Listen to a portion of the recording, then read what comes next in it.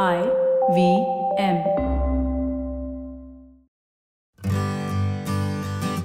Hi, I'm Utsav, a behavior researcher by training and a slow traveler by passion. Postcards from Nowhere is a travel podcast where I condense a decade of travel experiences and explore not just the where, but also the why and how to travel.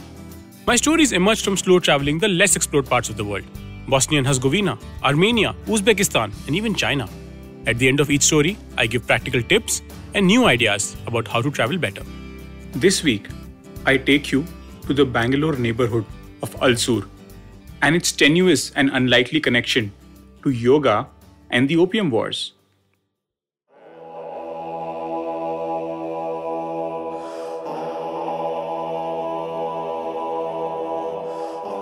In the year 1900, deep inside the forests of northeastern Thailand, a Buddhist monk by the name of Ajahn Mun Buridato meditated in the caves and attained the noble level of a non-returner, or anagami in the Pali language. He laid the foundation of what is today known as the Kamathana forest tradition of Thailand. One easy way to recognize monks from this tradition would be from their distinctive light brown color robes. But what gives these robes their light brown color?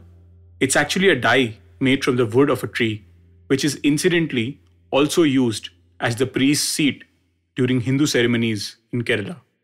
Not only that, as far back as 1656, the tree was illustrated in one of the earliest natural history books about China by the Jesuit missionary author Michael Boehm. Closer home in Bangalore, the story goes a little differently. Once a man watched a monkey take this fruit, and without tasting it, the monkey threw it on a small heap of mud nearby. Curious, the man dug up the mud, and lo and behold, there was a linga there. This was eventually installed in the Someshwara temple. The place where the Someshwara temple stands today has been named after that very fruit. Halasina Hannu. If you are not a Kannada speaker like me, let me make it easy. Halasina Hannu means the jackfruit or kathal. It lends its name to Halasuru or Ulsur as we know it today.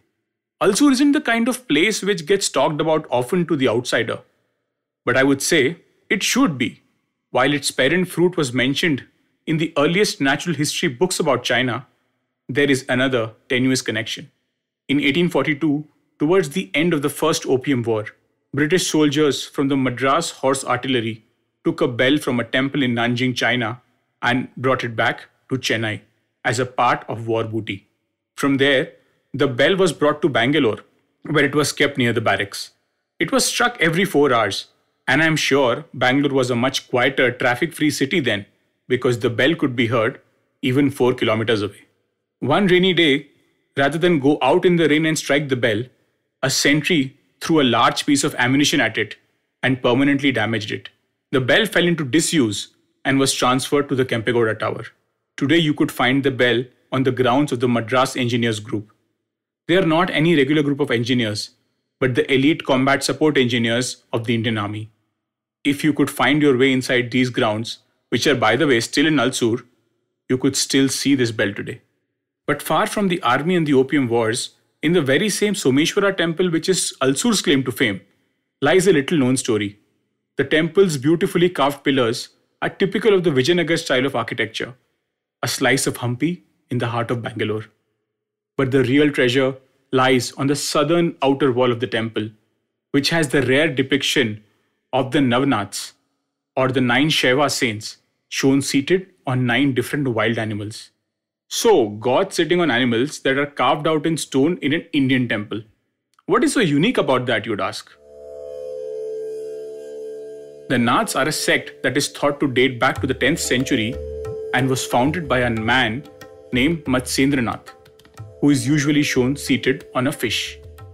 One legend describes how Matsyendranath was once fishing somewhere in the Bay of Bengal when he hooked a large whale that swallowed him whole. The whale came to rest on the ocean floor near the spot Lord Shiva had chosen to convey a secret to his wife Parvati. She, however, fell asleep in the course of the lesson. When at one juncture, Shiva asked, "Are you listening?" Promptly came a reply from an unexpected source. from within the belly of the whale, Matsyendranath had listened to all of Shiva's teachings. Lord Shiva then made him his disciple and taught him all the secrets. In this tradition, Matsyendranath is regarded as the one who brought this science to the rest of the world. Yoga. Matsyendranath was just one of the Naths, and his disciple Gorakshanath is regarded to be the founder of Hatha Yoga. The Naths are depicted to be seated on a fish, bear, tiger, snake, scorpion, tortoise, makar, antelope, and boar. Even if you are a beginner yoga practitioner like me, you would be able to recognize the names of at least some of the asanas from these animals. Matsyasana from the fish, Bhujangasana from the snake, and even the really difficult Vrishchikasana from the scorpion. The ancient Indian practice of yoga, which is the cynosure of all eyes in the world today, finds a piece of its history in the neighborhood of Alsur in Bangalore. I find our neighborhoods are just like the jackfruit, which is actually a multiple fruit composed of hundreds to thousands of individual flowers. We often view our neighborhoods like the outside of a jackfruit, homogeneous, with a hard exterior and completely non-remarkable. But if we can work through this hard exterior, the insides would reveal the sweet fruit of its lores, waiting to be relished.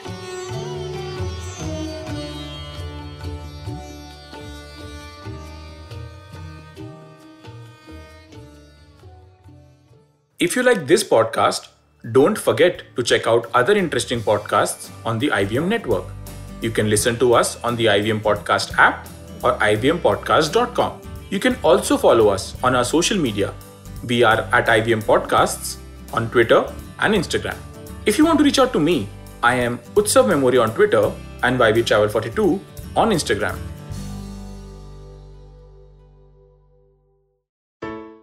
I hope you enjoyed that show. If you aren't following us on social media, please do. We're IVM Podcasts on Twitter, Facebook, and Instagram. We'd like to thank the sponsors on the network this week, Siet and Cred. We really appreciate the support. It is what makes this possible.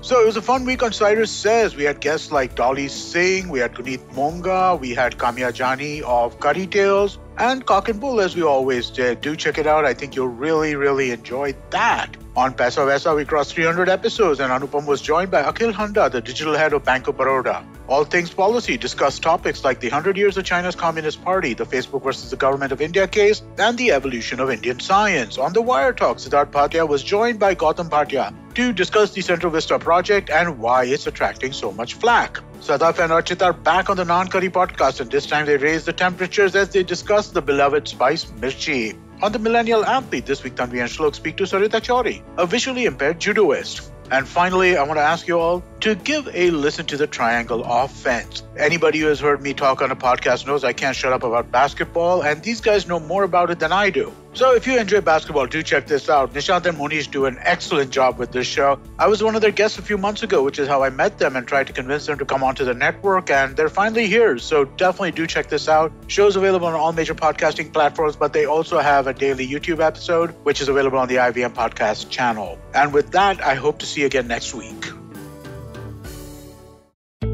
Feeling overwhelmed, anxious, struggling with too many obstacles, don't know where your life is headed? Well, if you are dealing with one or all of these, tune into the Positively Unlimited podcast, because in each episode, I share a life lesson, a life hack, a pro tip that can help you get your life back on track.